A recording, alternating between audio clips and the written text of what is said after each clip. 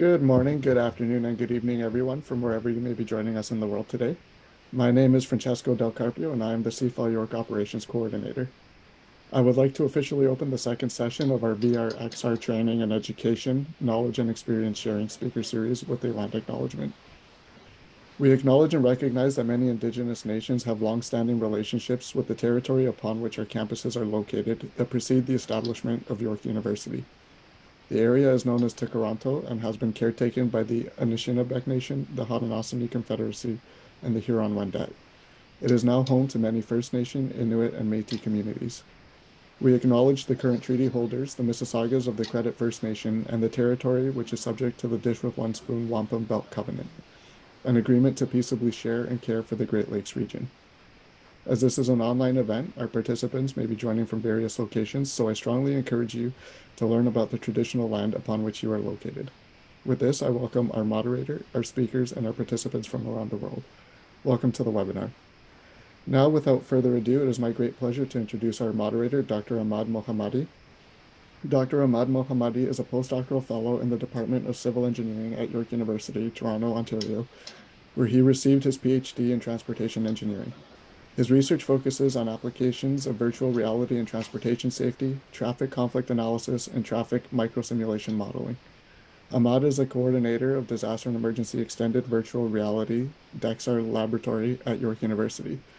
He has recently collaborated with public partners such as York Regional Police and the Ontario Good Roads Association, and with private sector companies such as Og Signal Limited, to work on the development of a virtual reality prototype of an advanced collision warning system to protect police officers in high-speed highways. The 12th Annual Joint Site Student Presentation Competition in 2020 in Toronto recognized Ahmad's research by giving him the First Place Award.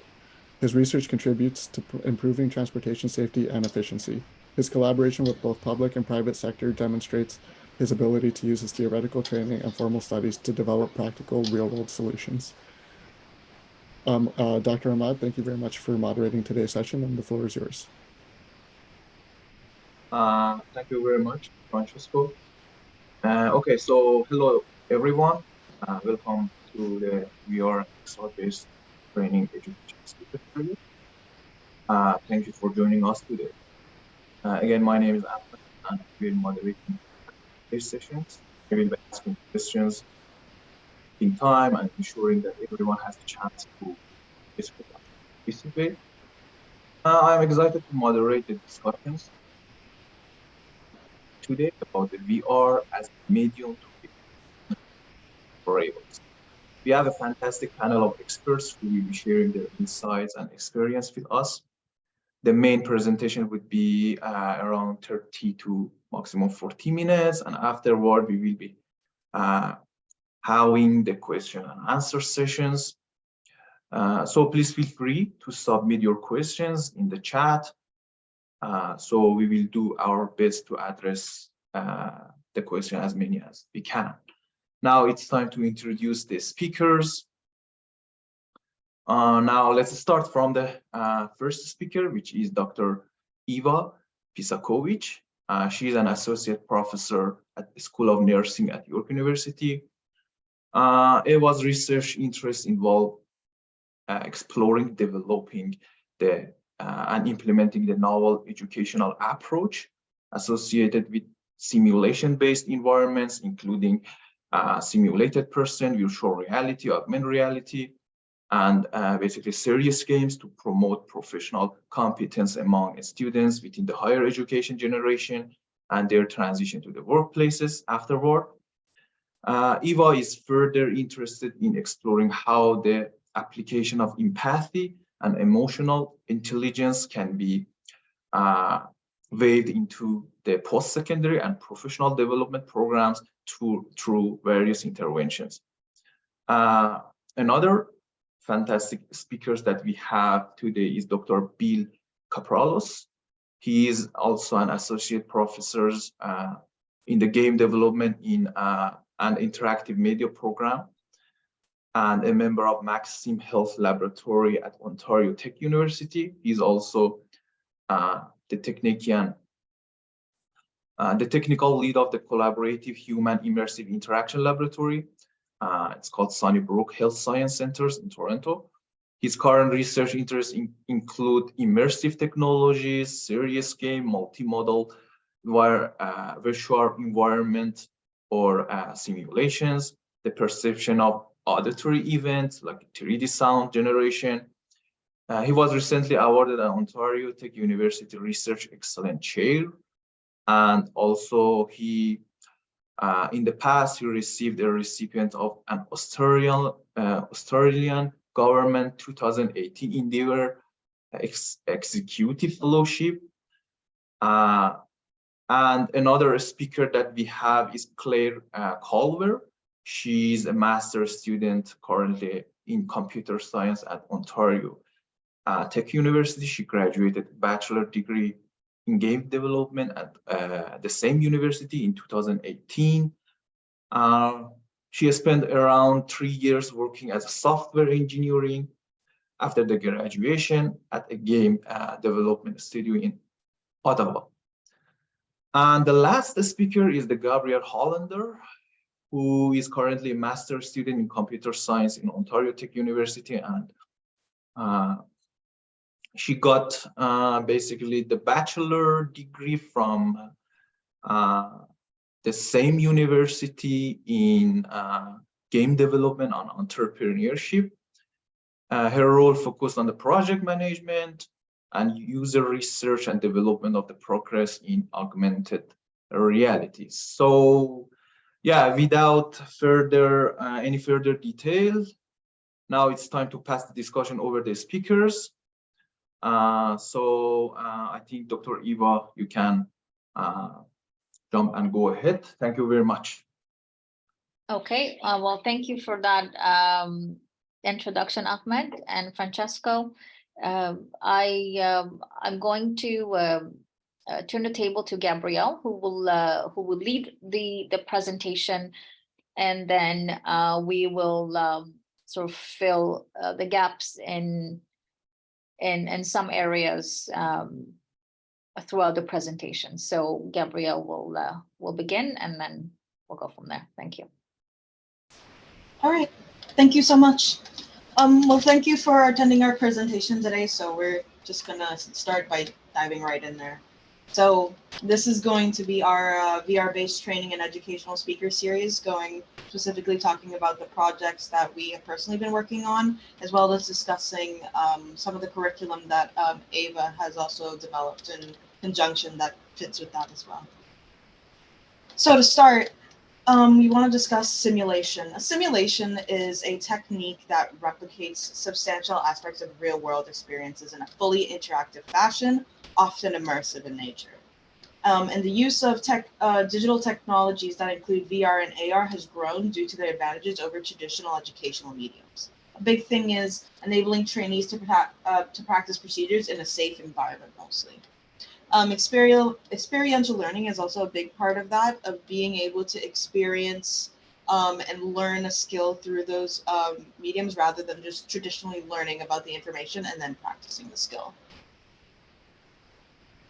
Research suggests that simulation is an appropriate method for developing empathy and/or empathetic behaviors in pre-service health professional students. And although this finding is not universal, it can be dependent on the type and educational features of the simulation.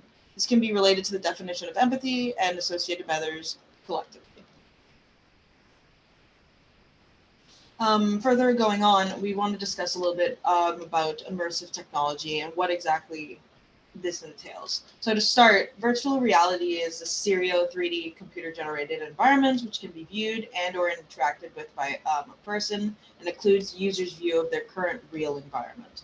And here we have a visual representation of that, where you can see that the environment is completely digital and that you are fully enclosed in a synthetic experience with no sense of the real world.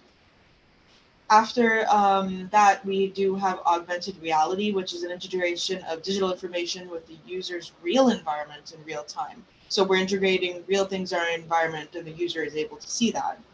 And it uses the existing environment, it overlays new computer-generated information on top of that. So an example that most people know, Pokemon Go, for example, is something that you just have on your phone, and then it provides an overlay on our real world.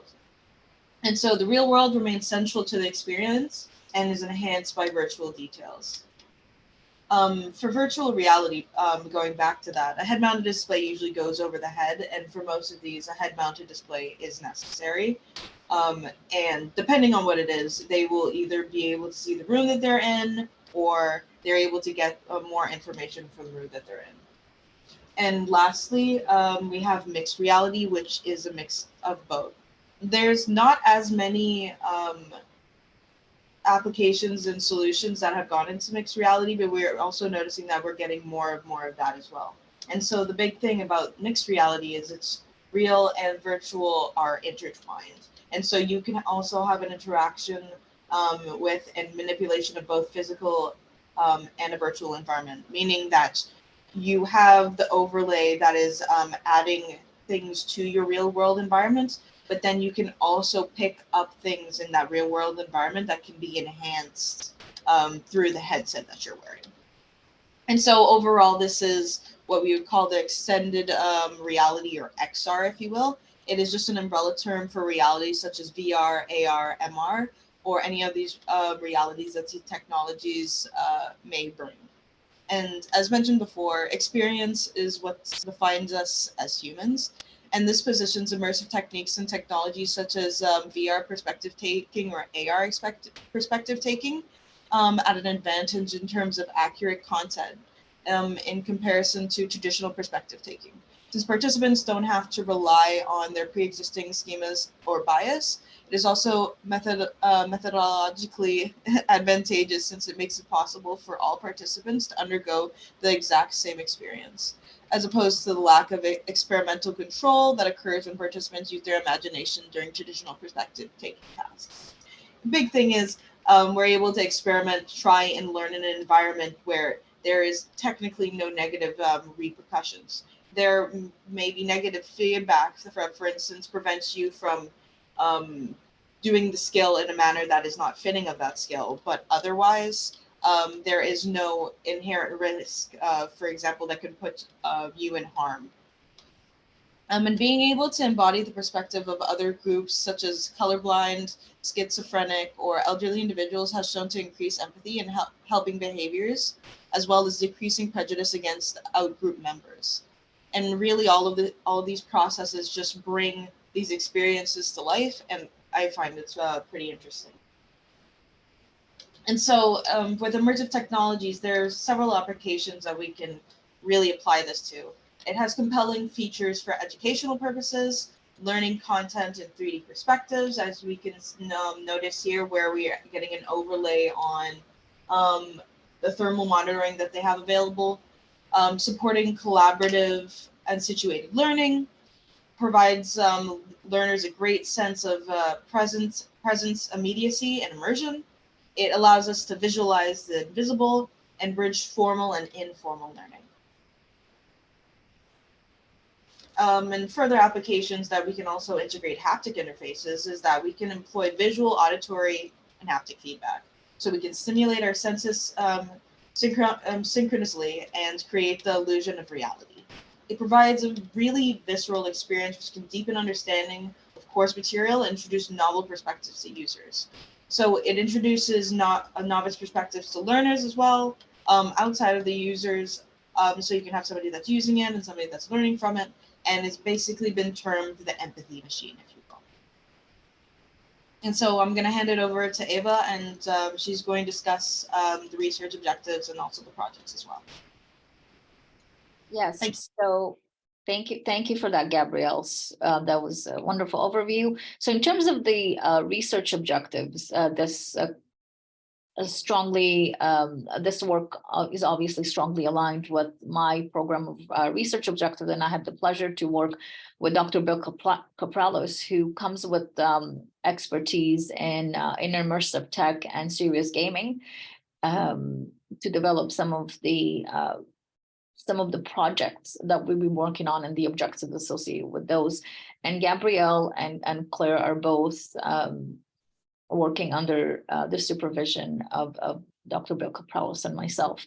And so the research objectives for my program of research is advancing experiential education through simulation-based methodologies. And in this case, and what are particularly this presentation purpose of the webinar is about is we're going to be illustrating some of the work that's strictly associated with VR, AR, and MR. The other research objective aligned with my program of research is advancing student success strategies, both within the curriculum and exploring these forms of simulation as mediums to teach communication and interpersonal skills. And also advancing application of interventions that include immersive tech as mediums to teach empathy, and also measure how these forms of immersive tech influence empathy and learners from students within higher ed milieus, and also learners within the community, particularly aligned with healthcare providers and healthcare professionals. And through this, we want to further understand and explore the implications for educational design of simulation and training of healthcare professionals and healthcare practitioners, and also how this can further be applied and its implication within curricular development or curricular design. And so we, as I mentioned, we investigate this through other types of simulation, but primarily this presentation is about approaches using VR and AR and how they may promote or inhibit learning empathy or enhancing empathy. And so the two projects that are I'm leading are this CV curriculum program. So it's VR curriculum. And this project was funded by an academic innovation fund from York University. And we've initiated this in 2019, this particular project. And due to the COVID context, there were some interruptions in the associated with this project, but we were able to complete it and delineate some results, which I'm going to speak to you in a little bit about. And the second project that we're going to look at, or we're going to present about, is the RDUX or AR, augmented reality education experience, which is particular. So the CV curriculum program is aligned with students in higher ed and applying VR as a form of a different method to teach, as a medium to teach empathy. And the ARDX is aligned with measuring empathy through the experiential education through an augmented reality context in promoting empathy or measuring empathy pre and post to caregivers and healthcare providers of persons living with dementia. So as you can see, we just wanted to provide through these two projects how this can be used, one in higher ed and two in community practice. Okay, so the first project, as I mentioned, is called the CV curriculum or the VR curriculum program. And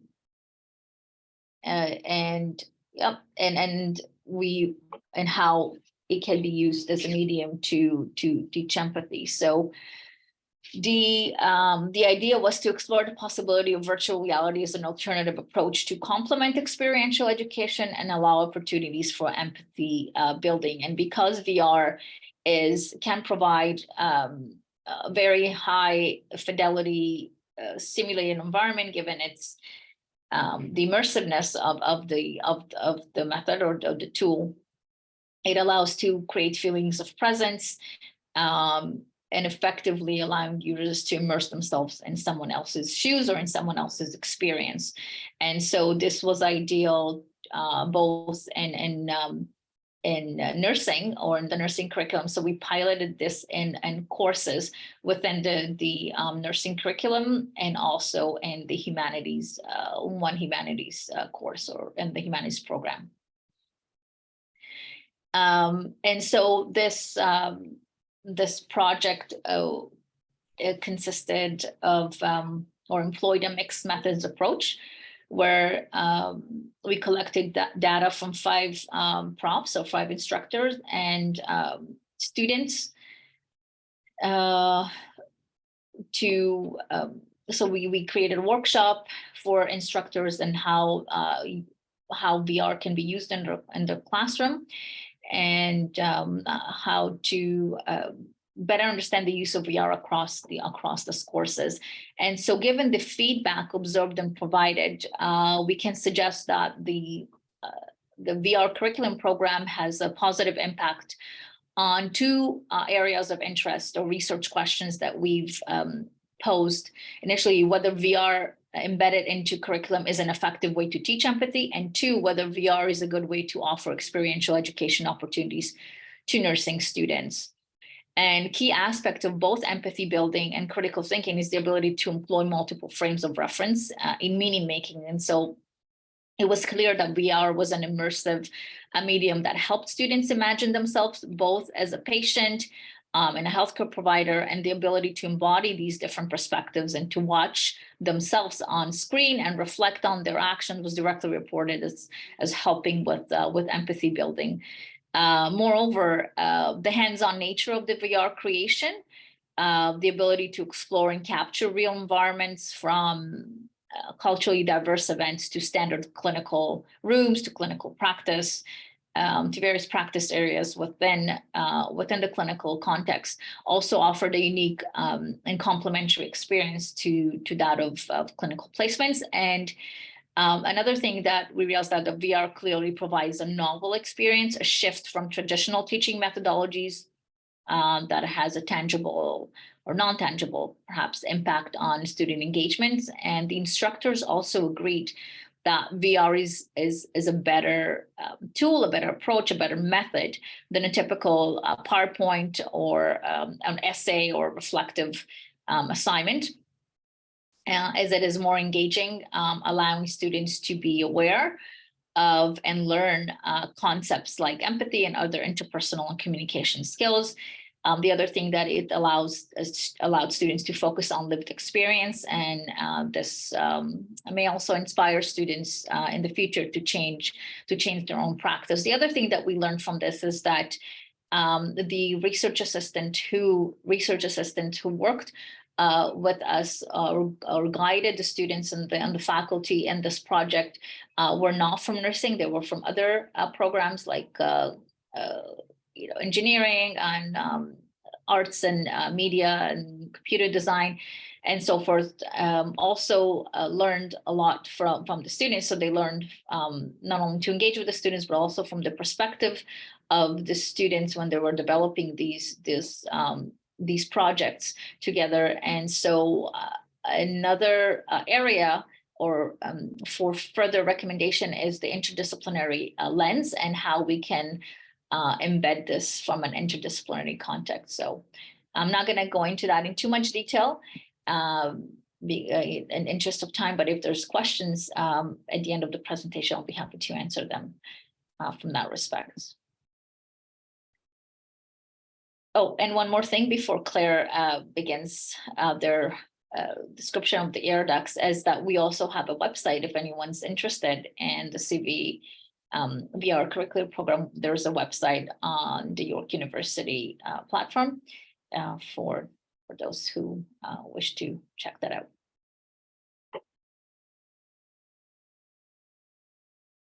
And now Claire is going to speak to the AR-DUX project. Thank you. So the AR-DUX project, or the Augmented Reality Education Experience, is an experimental educational tool to help teach empathy to healthcare providers and caregivers of persons living with dementia. It's composed of 2 main parts. First, the virtual simulation overlaid over the user's environment that users will interact with via the HoloLens headset, and the frailty suits, both of which are shown in the images to the right here. I'll talk more about simulation in a moment, but the frailty suit is meant to simulate some of the difficulties in moving that can come with aging by restricting the range of motion of the head and limbs and adding weights to parts of the body to make movement more exhausting. By using the HoloLens and a simulated environment, we are able to simulate visual and cognitive symptoms that persons living with dementia commonly experience. And by combining these virtual effects with the real-world limitations imposed by the frailty suit, we hope to build an understanding of the mobility, sensory, and cognitive issues that can come with various stages of dementia. With both the virtual and physical effects merged into an augmented reality experience, trainees would complete a few simple everyday tasks chosen and designed in consultation with healthcare experts. In this case, setting a table, making a sandwich, and taking medication. We hope to explore how the medium of augmented reality impacts empathy levels of both healthcare providers and caregivers, and provide a teaching tool to help caregivers appropriately train to care more effectively for persons living with dementia. And next slide, there you go. And you can just go ahead and play for that. So this is a brief recording of the simulation. It does not feature sound at the moment, but that's fine. As you can see, there are multiple settings available for the simulation, including pseudo-haptics, which in this case means object highlighting when an object can be grabbed. One common issue that we've seen in testing is that there is a fine line between making sure that the simulation is difficult to interact with and the simulation feeling unresponsive or not functional. We want the simulation to be difficult to interact with while not feeling like it isn't functional at all, and we find that adding that feedback helps a little bit. There are also some settings for changing the intensity of the visual effects and a toggle for altering the audio, where it will either just play normally or with words cut out, such that the user will have to fill in the gaps and figure out the instructions provided to them during the simulation. And simulation itself involves, as I said, setting a table with appropriate utensils, making a sandwich, and taking medication.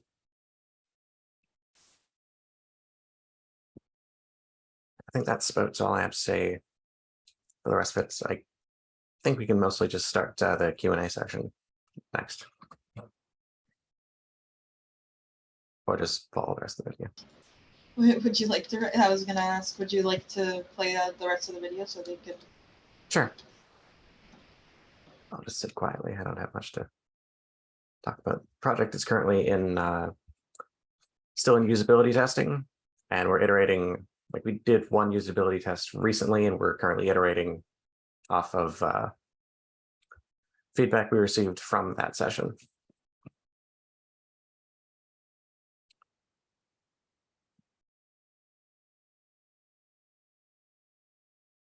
Oh, and I suppose I can say some of the visual effects here involve, oh goodness, I forget the medical term for it. But you can see some of the blurring around certain areas, and that is actually following the gaze of the user in order to blur certain sections and make things more difficult to see and interact with.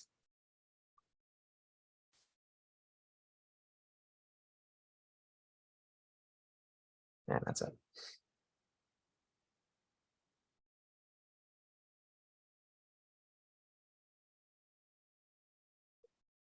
And if you have questions about any part of the presentation, be it my stuff, Gabrielle's, or Professor Ada's, please feel free to ask. Okay. I'm just looking through the questions now. So we have two questions. I mean, one's not a question, but somebody said super cool demo, so thank you for that. Everybody put a lot of work, especially Claire and also another one of our colleagues, Sina. So it's always great to hear everybody's thoughts on what you think. And we actually do have a question from Parissa, and I'm thinking that we can guide this over to Ava. So their first question is regarding the word empathy. Can you please explain what you mean by teaching empathy in your first slides? Yeah, so empathy's always been a concept that was hard not only to define, but also to teach, because nursing is aligned with the caring framework. Empathy is a term that that usually comes up when we speak to caring. And so how do we teach caring is a very complex, very complex task. And so one area of caring is developing empathy. And it's showed that developing empathy is also an aspect of emotional intelligence, and that emotional intelligence is aligned with higher levels of GPA among students, and is also aligned with critical thinking and self-awareness and self, being conscious of making conscious decisions and so forth. So all these things are aligned and come under the umbrella of empathy. And so being able to, and so it's a difficult task or challenging task to teach it through perhaps an assignment like a reflective essay or maybe a presentation, etc. So I wanted to, in order to teach empathy, I wanted to create the immersive aspect of how it feels like to be in somebody else's shoes, for someone to develop a higher consciousness of what that looks like, means to them, how they value that, how is that significant in their own practice and to others, and in responding to others, to be more reflective about others' situations, emotions, etc. And so the question is, how can it be defined? I mean, and so this is what I'm trying to learn through exploring different ways of putting people in other people's shoes, of different ways of approaching this notion of caring, empathy, emotional intelligence through different immersive forms of simulation. And so that would hopefully allow me to coin a different term under the umbrella of empathy, or maybe allow me to better understand whether it is teachable or not teachable. But these are just some mediums that are offered to explore what it means, like, looks like, feels like to be present in another person's shoes. And hopefully these methods will allow us to further to provide a more detailed description of what that is.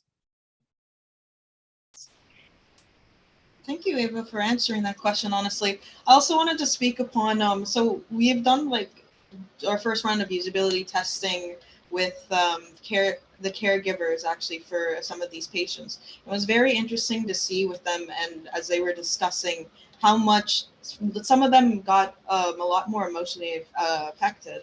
And big thing was being able to see and visualize these symptoms really had an impact of being able to relate, because we can understand and know how these symptoms are, and we can read about it, but being able to actually visualize that and also have their actions being impeded really put a different perspective on things. And I thought that was very interesting and really understanding and getting that teaching of empathy. And frankly, like when I started discussing with them, these participants as well, it was just really interesting to see their perspective and seeing how they reflected after the experience. So I'd say it's pretty cool how exactly this is going, and it was completely right on the pursuit and looking into this. But I would just wanted to add that a little bit. But we do have several other questions. Sorry if I don't say your name correctly, but Wei wanted to ask, I want to know if this program is for free and if we can apply from worldwide. So I would pass that over to Claire and Ava possibly, what the plans on for the release.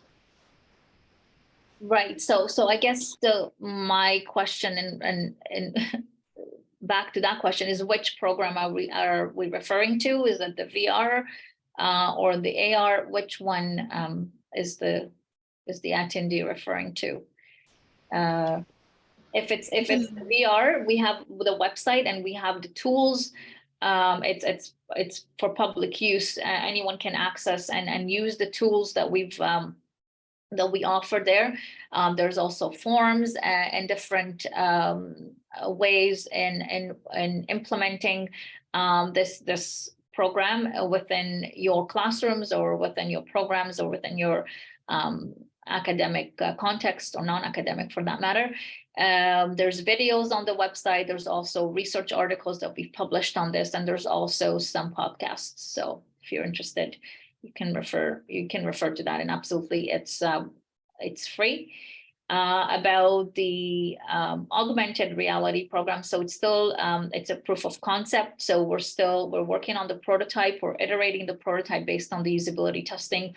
There are another set of 3 usability tests that we're going to do. So one with healthcare providers, one with caregivers, and then we're also going to implement it in an educational context to see the impact it has as a simulation modality. And so at this point in time, that is still not available until we conclude the project and wrap up the project based on the iterations and findings. So.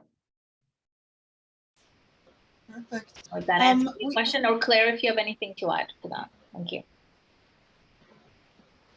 We're having a couple of individuals asking if you could share the website link in chat. Yes, I can. Absolutely. Thank you. I'll do that right now. Going through all those questions. Okay. Next, we have another question from an anonymous attendee. So following up with the empathy question, does this include EDI approaches in teaching?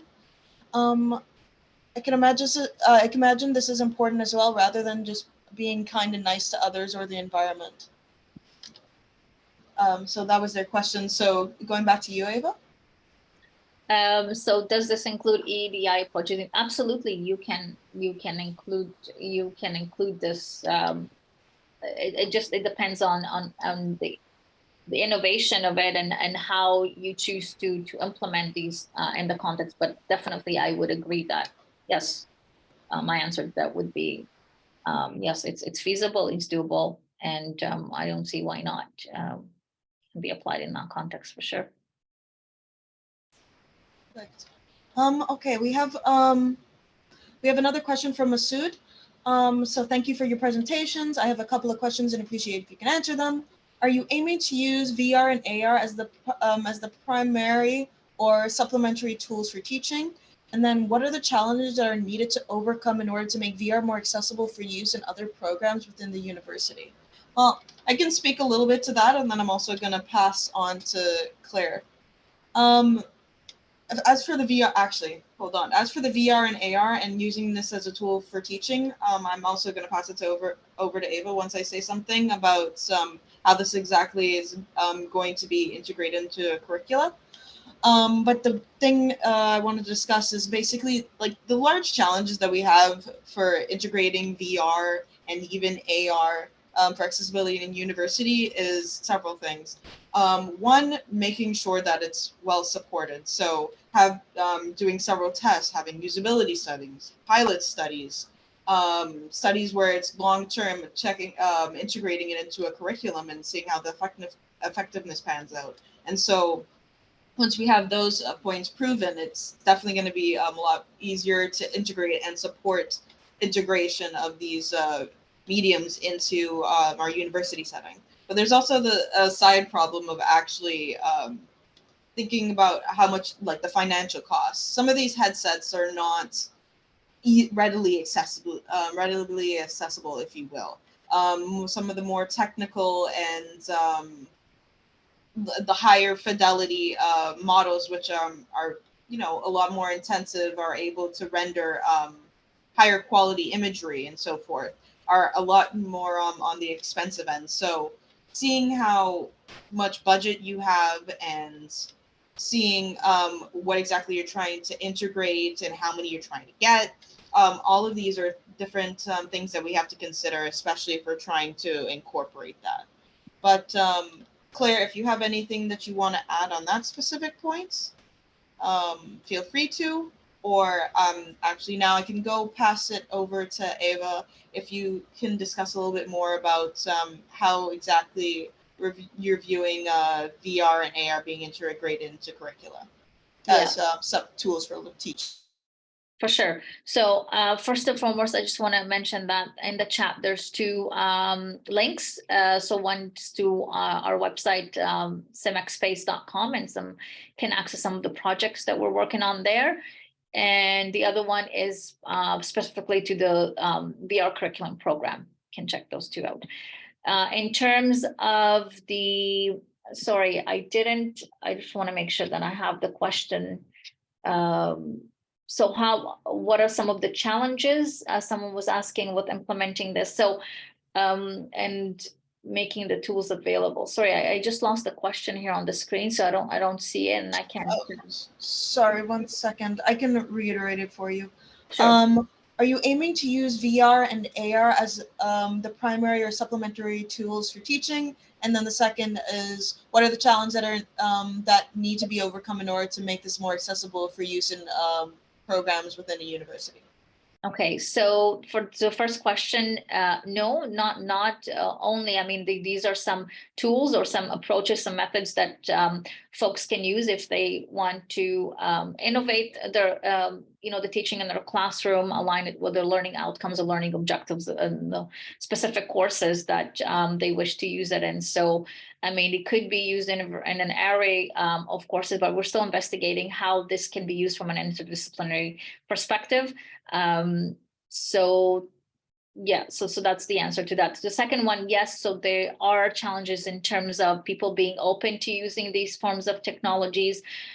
Challenges are also aligned with the mentorship. So how, so for those who are willing to use it, I mean, setting up workshops to ensure that people have an awareness of how to apply these tools, how to use them, how to apply them in the context of their teaching, how we can enhance their teaching.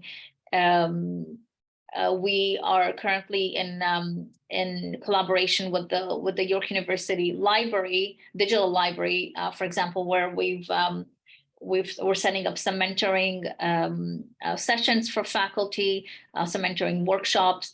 Also, the grant has allowed us, given that it was an internal grant at York University, has allowed us to purchase a fair amount of equipment to put in that context in digital library where people can come and borrow the equipment. So just like people borrow books and iPads, they can borrow the VR headsets for that one project that I was speaking to.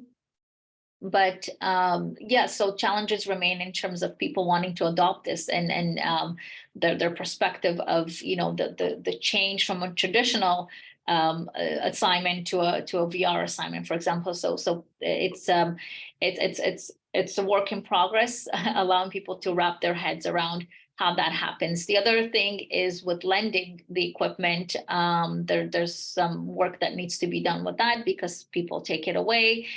They don't necessarily return it. Also, the hygienic aspect of things and always having to check whether the equipment is intact. So it may not look intact from an outer or perspective, like when we look at the headset, but there may be some challenges with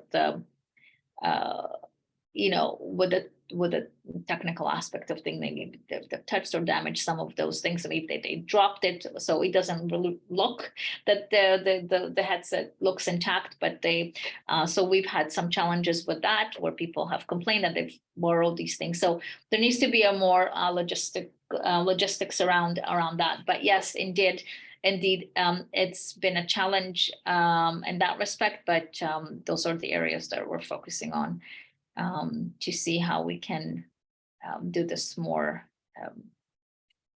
so it becomes more of a common practice across the Penn University context. Yeah.